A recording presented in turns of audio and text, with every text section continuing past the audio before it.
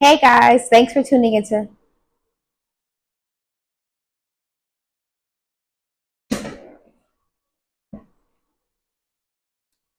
Hey guys, welcome to my channel. Thanks for tuning in. Don't forget to like and subscribe and hit your notification bell for all new posts. Today I want to dive in and talk about how I changed my diet. I posted a while ago, it was a Snapchat about the things I changed, how I went on a fast, and then from the fasting, I started to incorporate different things into my diet. First, it was a trial. So after I did the first fasting, I went into a trial period of trying different food, cooking it different ways, and really figuring out what I like to eat, what sits well with me, what doesn't, and what I thought was nasty.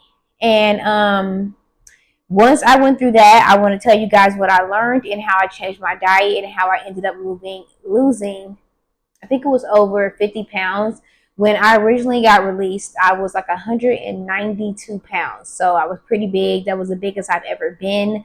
Um, it was really hard on me to realize that. And honestly, for a long time, I didn't realize I was even that big because when you are incarcerated, you don't have many mirrors. So you're not really wandering around looking at yourself. So when I got released, I thought I looked okay, I looked good. And then I started getting comments like, dang, you done picked up weight. Oh, you got chunky or you look fat. And I'm like, dang, like what? So then I had to start taking a look in the mirror, and now I started looking back on, before I went in. I'm like, dang, I did put on some weight. That's not how I normally look.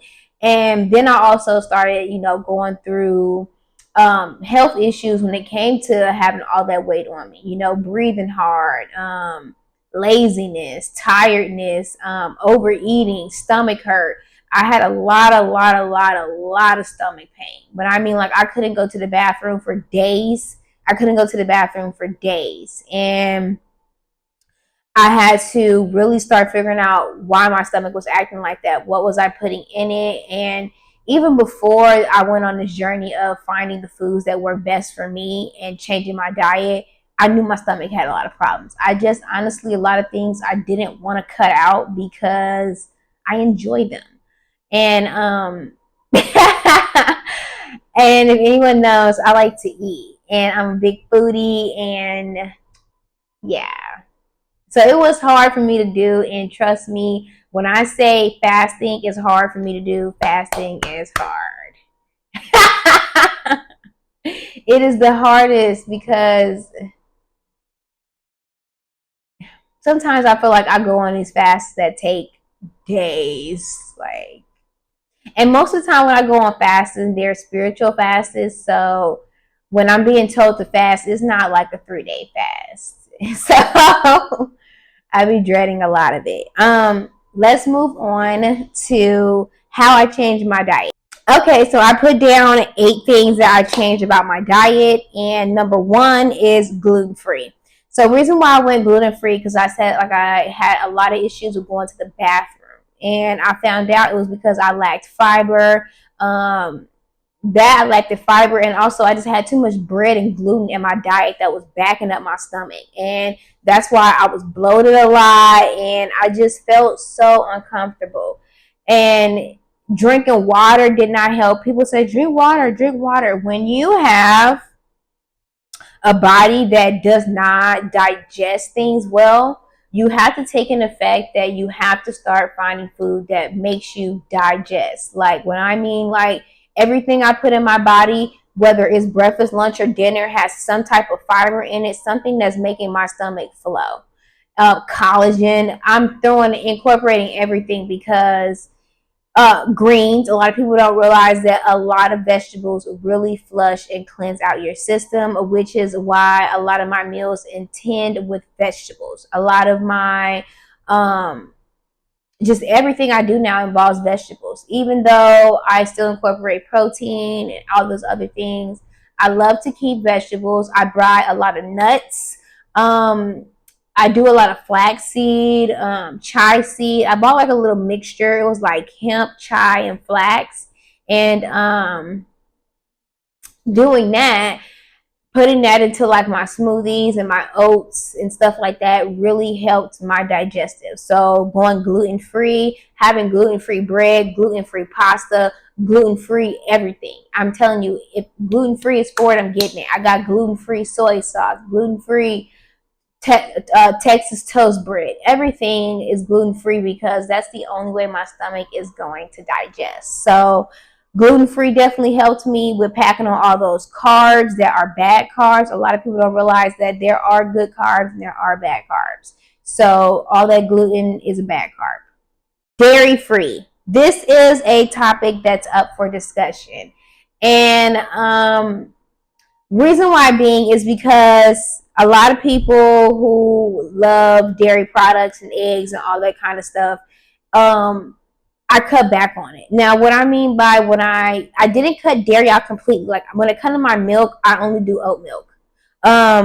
When it comes to cheese, I do lactose, like lactose free. So that way my stomach's not backed up or bothered by the cheese because I tried vegan cheese, you guys. I tried vegan cheese. I done bought it plenty of times. Number one, it's $6 a pack.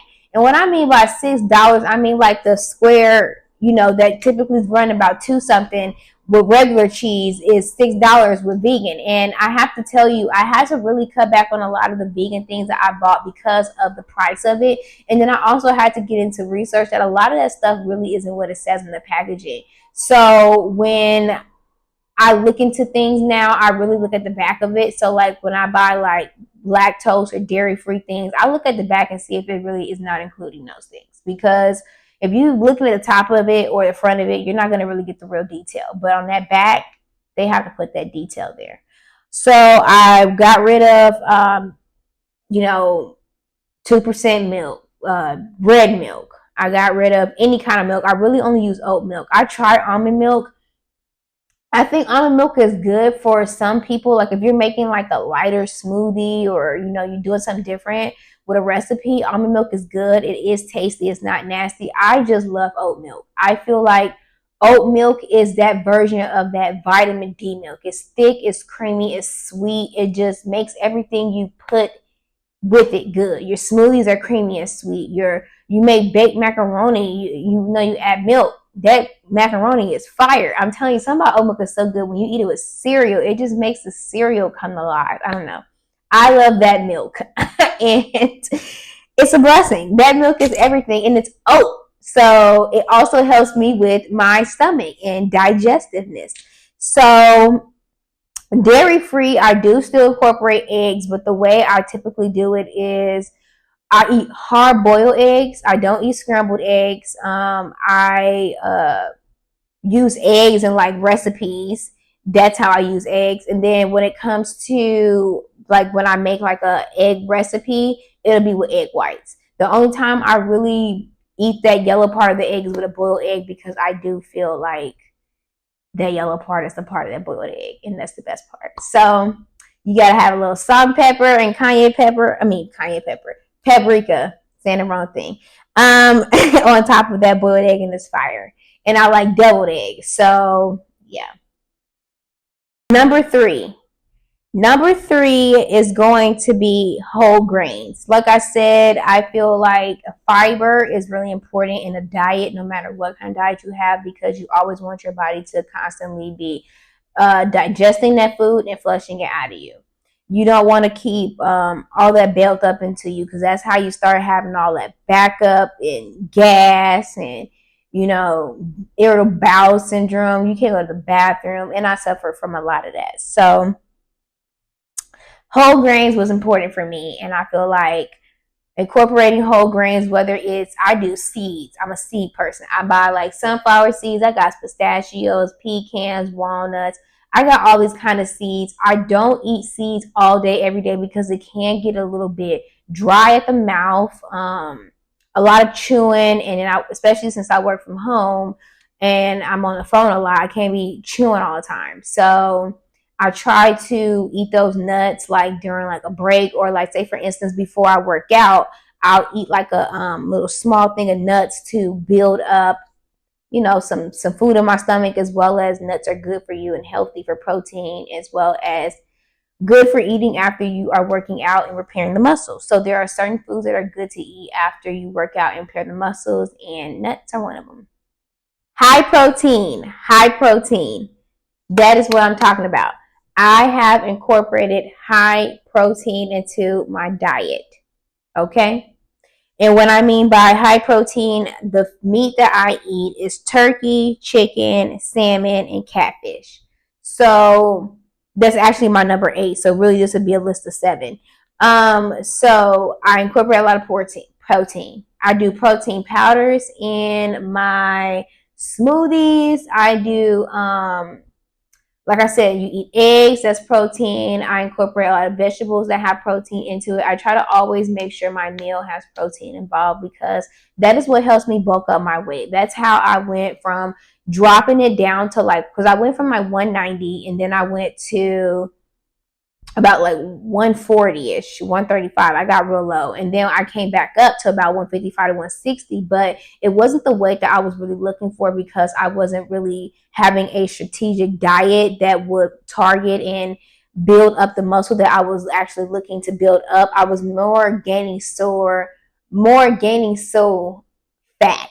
So basically I was eating the wrong food. I was eating the wrong food when I was trying to gain my weight back. And I had to step back and come together with a meal plan. So that's why now I do these weekly Monday meal preps, because I also learned that trying to cook throughout the week, especially with running a business, working from home, incorporating my hobbies and Bible study and worship and time that I spend in prayer with God, I need to balance it all. So that's what I've been doing. So, yeah. Now, this is where I struggle. Healthy snacks. I'm a girl that has a sweet tooth and a salty tooth. I like a sweet and a salt together as a snack. I like to, or if I have a salty meal, I need something sweet after. I don't know what it is. And I think I know where it started from originally, but I love a sweet and salty mix. So I've learned how to make homemade healthy snacks, because when I was going to the store and buying those healthy snacks, they weren't healthy. They low-key was nasty. They didn't have any flavor. I was buying a lot of protein bars that were literally $3 a pop that were disgusting, that I don't know. I was trying to force myself and talk myself into, this is good, this is healthy. But yeah, I had to definitely start incorporating more homemade snacks, because I also found that when you make homemade snacks, they taste so much better. And it's funny to say that, because a lot of people be like, but I'm so serious. Like, I made some homemade banana dipped peanut butter and chocolate fire, better than the box, and I literally only spent it was 88 cents for the bananas. I bought 2, and then the chocolate was $2, and then I think the peanut butter was $2. But let's think about that. That's $6 or $7 on a healthy snack that I can make for 2 to 3 weeks. That chocolate I bought 2 boxes that was that big. That lasted a while. And I got a peanut butter jar that's gonna last me a minute. I don't really use peanut butter for everything. So then when I look back on that box of dipped chocolate bananas, that was about $6 a box. And they only came with 3. And that was it. So just really start taking an effect of buying your groceries at the grocery store and making it at home. And I found that meal prepping has helped me a lot, because I first started off meal prepping, but then I found that a lot of the food, when I got around tasting it, was nasty. And that was because I was trying different food and trying to really step out of my comfort zone. And I finally learned that I just needed to find better ways to cook what I like, and the things that were messing up my stomach, find substitutes. And that's kind of what I did. Like I said, when I got rid of gluten and I don't eat bread, I'm not saying that I don't ever have bread in my life. I don't have a sandwich. I'm saying that now I buy gluten-free bread with whole grains on it. So now I have fiber and I have bread that I can eat that doesn't have any gluten and it won't clog up my stomach. That's what I mean by the substitutions. For instance, with cheese or cheese. Instead of going completely vegan, I go lactose free. That way I don't have that bad stomach where it's not digesting, or gas. but I still can get the cheese flavor. So it's all about really substituting and finding different things. Like everything doesn't work for everybody. Like for me, I like sunflower butter on my bread toast instead of peanut butter. Somebody else would probably prefer natural peanut butter over sunflower butter. They're both healthy. They're both good alternatives for a healthy snack. But it's just, what is your preference? What is the substitute that you're going to put in? So, yeah, that's really where I've been when it came to healthy snacks and cooking from home and meal prepping and being healthy. Coinciding into the snacks, you guys, I love me a smoothie. Smoothie recipes have been a up and down with me, trial and error, because I'm particular on my smoothies, as well as I do need to still incorporate vegetables. So I've been lacking a little bit there with the vegetables, but guess what? I got some new recipes, guys. I'm coming in strong with the vegetables in the smoothies, as well as now I know my base. This is one thing I'm gonna tell you about smoothies. When you're making smoothies, you need to find a really good base. I used to use water for my base. That was disgusting. It was no flavor, and I found myself using a lot of sugar and honey and all this to pick up a taste of the water that was bland. Then I moved on, like I said, to almond milk. Almond milk is really thin, so even though the smoothies came out good, they were watery. I don't like watery smoothies. I like my smoothies thick because it takes me time to drink my smoothies, and I like tasting the flavor. I don't want to be drinking juice. I can make a juice. So with the smoothies, I use oat milk because I love oat milk. It's creamy, it's amazing, it's sweet, and it's literally the best milk. I don't even know why anyone's playing with oat milk.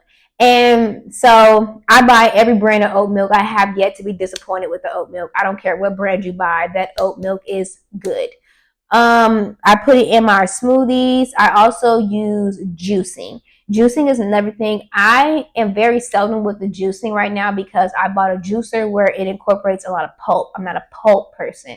So I definitely need to get me a cold press juicer, but they're running about 200, 300 bucks right now. So budget is not looking good for the juicing because I need to really move some things around to focus on that because I got other priorities ahead of the juice. So we're just going to stick to the smoothies, and that works too. And that's why I'm saying, if you don't have a juicer right now, or you're starting off lacking certain equipment, substitute. Learn how to incorporate and make it different, because when you are so focused on that one thing that's missing, you really just forget about what else is going on.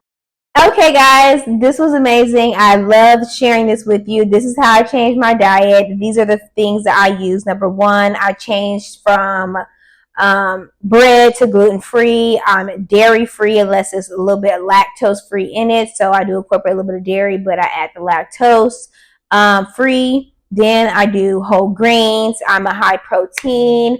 I am healthy snacks, homemade. I am smoothies. And then I am juicing, and then I only eat turkey, chicken, salmon, and catfish. And that's basically what I eat. My meals are bland.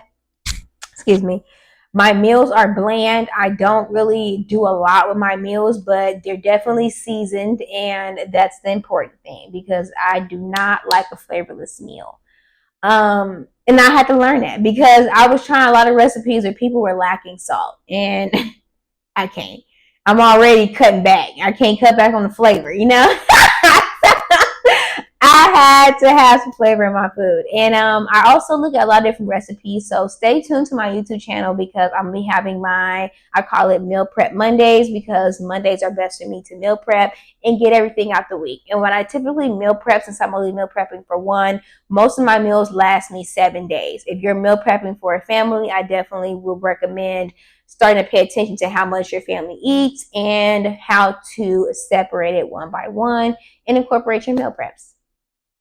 Thank you guys for tuning in today and letting me know how you enjoy the videos. I'll be posting more.